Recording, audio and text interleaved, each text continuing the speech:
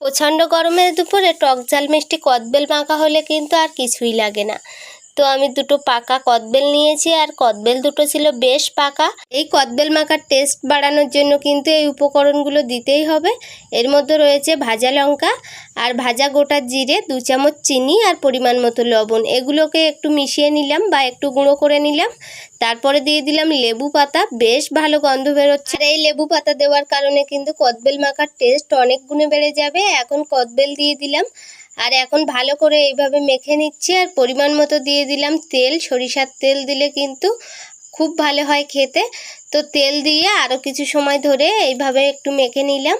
এখন কিন্তু পরিবেশন করে দেখাচ্ছি কেমন হয়েছে। আর এই কদবেল মাখা দেখে কিন্তু জিভে জল চলে আসবে এমনভাবে মাখলে।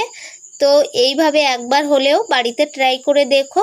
গরমের দুপুরে কিন্তু বেশ খেতে ভালো হয় এটা। তো টাটা সবাইকে।